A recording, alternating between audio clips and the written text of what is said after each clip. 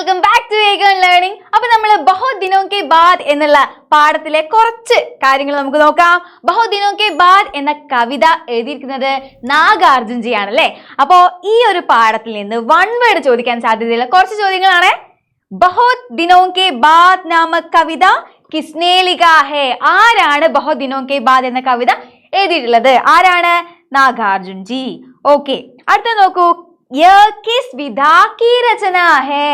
ഇത് എന്ത് തരത്തിലുള്ള രചനയാണ്? കവിതയാണല്ലേ. നമ്മൾ പറഞ്ഞു ബഹുത് ദിനോं के बाद എന്നുള്ളത് ഒരു കവിതയാണ്. അത് നാഗാർജുൻജി എഴുതിയതും ആണ്.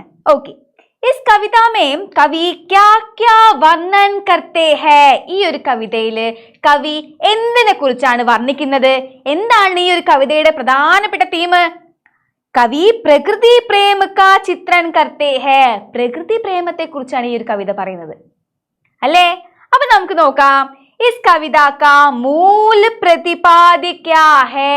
ഈ കവിതയുടെ പ്രധാന ആശയം എന്താണ്? ഇങ്ങനൊരു ചോദ്യം പ്രതീക്ഷിച്ചൂടെ? ഈ ഒരു കവിതയുടെ മൂല പ്രതിപാദ്യ ക്യാ ഹേ? പ്രധാന ആശയം എന്താണ്? നമുക്ക് നോക്കാം. ഇസ് കവിത കാ മൂല പ്രതിപാദ്യ യഹ് ഹേ കി कवि एक लंबे समय के बाद ഒരുപാട് ദിവസങ്ങൾക്ക് ശേഷം अपने चिर परिचित गांव में आता है. തന്റെ പ്രിയപ്പെട്ട അല്ലെ മുന്നേ പരിചയമുള്ള ഒരു ഗ്രാമത്തിലേക്ക് വരികയാണ്. और यहाँ अपूर्व आनंद तथा परितोष का अनुभव करता है. അവിടെ വളരെയധികം ആനന്ദം അനുഭവിക്കുകയാണ് ആര്? നമ്മുടെ നാഗാർജുൻജി അല്ലേ. ഇസ് ഉല്ലാസ് കോ കവി ने शब्द स्पर्श रस रूप और गंध के 5 बिंबों के माध्यम से व्यक्त किया है. ഈ കവിതയിൽ 6 സ്റ്റാൻസ ഉണ്ട്. ഈ 6 സ്റ്റാൻസയിലും നമുക്ക് പഞ്ചേന്ദ്രിയങ്ങളാണുള്ളത് അല്ലേ. അപ്പോ ഇതിൽ ആദ്യം തന്നെ പറയുന്നത് എന്താണ്? ബഹുത് ദിനോं के बाद अखी मैंने जी भर देखा पकी सुनहली फसलों की मुस्कान. ഞാൻ ഒരുപാട് ദിവസങ്ങൾക്ക് ശേഷം എൻ്റെ കണ്ണ് നിറച്ച് കാണുകയാണ്. എന്ത്? അതെ, നല്ല വിളഞ്ഞു നിൽക്കുന്ന ഒരു പാടം ഞാൻ കാണുകയാണ്. അപ്പൊ നമുക്ക് ഇത്രയുമാണ് ഈ ഒരു ചോദ്യത്തിന്റെ ഉത്തരം. ഇനി നമുക്ക് നോക്കാം. ബഹുത് ദിനോं के बाद കവിത के സമാനാർത്ഥി ശബ്ദ്. ഈ ഒരു പാഠത്തിൽ ഒരുപാട് സമാനാർത്ഥി ശബ്ദം ഉണ്ട് അല്ലേ. അപ്പൊ അതെന്തൊക്കെയാണ്? ജീഭർ ദേഖന എന്ന് പറഞ്ഞു കഴിഞ്ഞാൽ അച്ചി അല്ലെങ്കിൽ ഭലി ഭാന്തി ദേഖന, നല്ല രീതിക്ക് നോക്കുക, മനസ്സ് നിറഞ്ഞു നോക്കുക. പക്കി പരിപക്വ്, പാകമായ. മുസ്കാൻ ഖുഷി. കിശോരിയാം ചോട്ടിയിലടുക്കിയാം ബാലികായം, അതായത് പെൺകുട്ടികളെയാണ് ഇവിടെ കിശോരി എന്ന വാക്കുകൊണ്ട് ഉദ്ദേശിക്കുന്നത്. നമുക്ക് നോക്കാം. കണ്ഠി താൻ ഗലേക്കി ആവാസ് അല്ലെങ്കിൽ സുർ, ശബ്ദമാണ്. കണ്ഠി താൻ എന്ന് പറഞ്ഞാൽ ശബ്ദമാണ്. താസ ടട്ടക്കെ ഏകദം താസ, ഫ്രഷ് ആയിട്ടുള്ള. ഗംവയി പകിടണ്ടി ഗ്രാമ്യ രാസ്ത. ചന്ദനവർണി ചന്ദനിക്കേസേ രംഗുവാലി, ചന്ദനം പോലെ നിറമുള്ള. മണ്ണിനെയാണ് ഇവിടെ സൂചിപ്പിക്കുന്നത് അല്ലേ. ഇനി നമുക്ക് നോക്കാം. ഈ ഒരു ഭാഗവുമായി ഈ ഒരു പാഠവുമായി ബന്ധപ്പെടുത്തിക്കൊണ്ട് നമുക്ക് 4 മാർക്കിന് വരാവുന്ന ഒരു ചോദ്യമാണ് എന്ത്? ഭാവാർത്ഥ ലിഖേ. ലൈൻസ് തരും.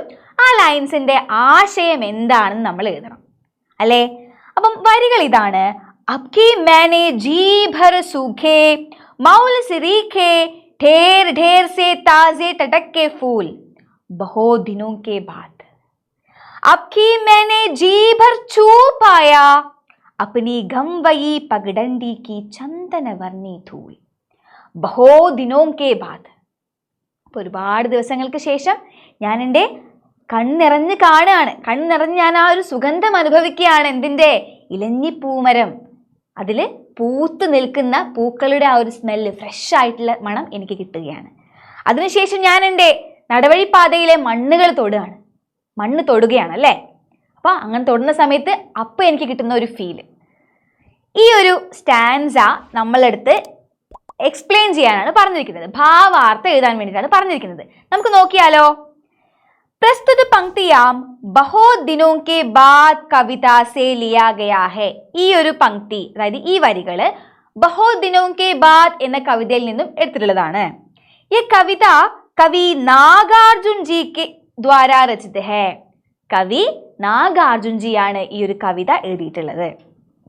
इन पंक्तियों के माध्यम से कवि सुगंध और चूने की अनुभूति करते हैं.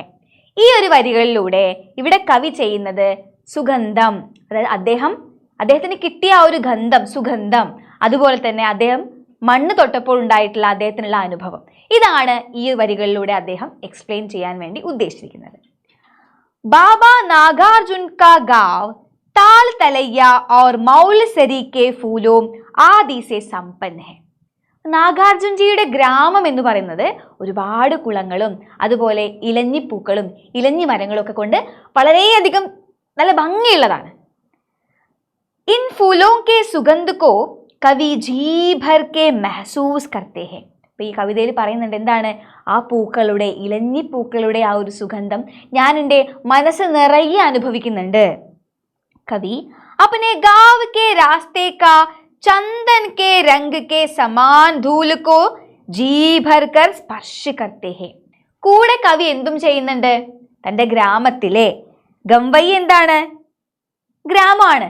അപ്പൊ ഇവിടെ നമ്മൾ ഗാവ് എന്ന് തന്നെയാ പറഞ്ഞിരിക്കുന്നത് അല്ലെ. അപ്പൊ ഗ്രാമത്തിലുള്ള രാസ്ത, വഴിയിലെ ആ ഒരു ചന്ദന നിറമുള്ള ആ ഒരു മണ്ണ് അത് തൊട്ടപ്പോ എനിക്ക് വളരെയധികം സന്തോഷം വന്നു എന്നാണ് കവി പറയുന്നത്.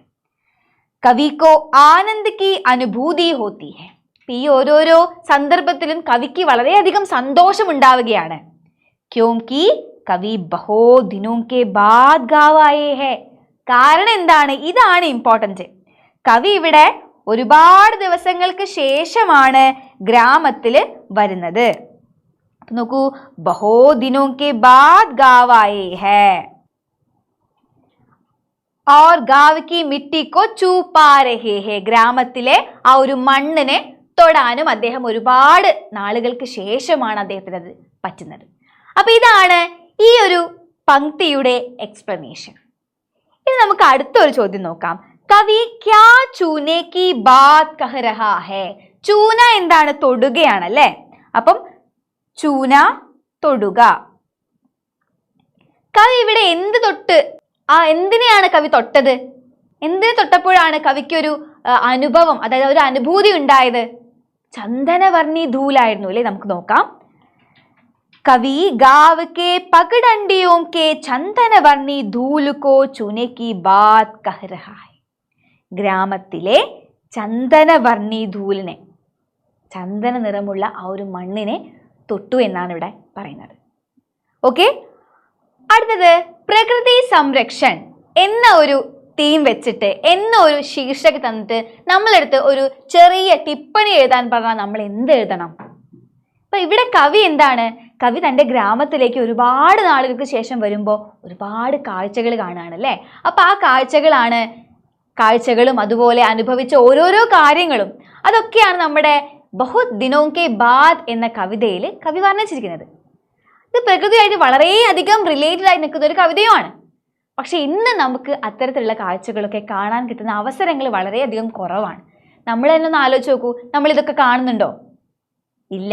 അപ്പൊ നമുക്ക് പ്രകൃതി സംരക്ഷണം എന്നൊരു വിഷയം ആദ്യമായിട്ടും ഇമ്പോർട്ടൻ്റ് ആയിട്ടുള്ളതല്ലേ. അപ്പൊ നമുക്കത് നോക്കാം. പ്രകൃതി സംരക്ഷൺ. പ്രകൃതി अपनी विविधता तथा वैचित्र्य के कारण अनमोल है. പ്രകൃതി തൻ്റെ വിവിധത, തൻ്റെ വൈവിധ്യം കൊണ്ട് വളരെയധികം അൻമോലാണ്, അമൂല്യമാണ്. അൻമോൽ എന്താണ്? അമൂല്യം, അമൂല്യമാണ്. सैकड़ों जीव जंतुओं तथा पेड़ पौधों से भरी है പ്രകൃതി. ഒരുപാട് ജീവജന്തുക്കൾ കൊണ്ടും അതുപോലെ ചെറിയ ചെറിയ ചെടികളും മരങ്ങളും ഒക്കെ കൊണ്ട് തിങ്ങി നിറഞ്ഞിരിക്കുകയാണ് നമ്മുടെ പ്രകൃതി. സബ് പ്രകൃതി പർ ആശ്രിത ഹൈ. എല്ലാം പ്രകൃതിയിൽ ആശ്രിതമായിട്ടുള്ളതാണ്. ഹമേ जीवित रखने वाले सारे तत्व जल वायु भोजन प्रकृति ही हमें देती है. അപ്പൊ നമുക്ക് ജീവിക്കാൻ ആവശ്യമുള്ള ഹം ജീവിത് രഖ്നെ വാലി സാരെ തത്വ, നമുക്ക് ജീവിക്കാൻ അത്രയും അത്യാവശ്യമായിട്ടുള്ള കാര്യങ്ങൾ എന്തൊക്കെയാണ്? ജലം, വായു, ഭക്ഷണം അല്ലേ. അപ്പൊ ഇത് നമുക്ക് തരുന്നത് ആരാണ്? പ്രകൃതിയാണ്. അപ്പോൾ ഇവിടെ പറയുന്ന പോയിന്റ് ഇങ്ങനെയാണ്, ഹം സബ്കാ सॉरी हमें जीवित रखने वाले सारे तत्व जल वायु भोजन प्रकृति ही हमें देती है. പ്രകൃതിയാണ് നമുക്ക് തരുന്നത്. हम सबका जीवन किसी न किसी रूप में प्रकृति पर निर्भर है. നമ്മുടെ ഓരോരുത്തരുടെയും ജീവിതം എങ്ങനെയാണ്? അത് പ്രകൃതിയിൽ ആശ്രിതമായിട്ടുള്ളതാണ്. നിർഭർ എന്താണ്? ആശ്രയം, ആശ്രിതം, ആശ്രിതമായിട്ടുള്ളതാണ്. इसलिए പ്രകൃതി സബ്കാ ഘർ ഹെ. അതുകൊണ്ട് തന്നെ എന്താണ്? പ്രകൃതി എല്ലാവരുടെയും വീടാണ്. പ്രകൃതി രൂപി ഘർ കാ സംരക്ഷൺ ബി ഹം സബ്കാ ഉത്തരദായിത്വ ഹെ. പ്രകൃതി രൂപിയായിട്ടുള്ള പ്രകൃതിയുടെ സംരക്ഷണം അല്ലെ? അപ്പൊ പ്രകൃതി എന്ന് പറഞ്ഞാൽ നമ്മുടെ വീടാണ്. അപ്പൊ പ്രകൃതി രൂപിയായിട്ടുള്ള നമ്മുടെ വീടിന്റെ സംരക്ഷണം ആരുടെ ഉത്തരവാദിത്തമാണ്? നമ്മുടെ ഉത്തരവാദിത്തമാണ്. അപ്പൊ ഈ ഒരു പാഠത്തെ കുറിച്ച് കുറച്ചുകൂടെ ഡീറ്റെയിൽ ആയിട്ട് ലൈൻ ബൈ ലൈൻ പഠിക്കാൻ വേണ്ടി നമുക്ക് നാളെ, അതായത് 27-ാം തീയതി രാത്രി കൃത്യം 7 മണിക്ക് ഏകണ്ടെ 9th ചാനൽ കാണാം. അപ്പൊ എല്ലാവരും അങ്ങോട്ട് വന്നോ. ബൈ.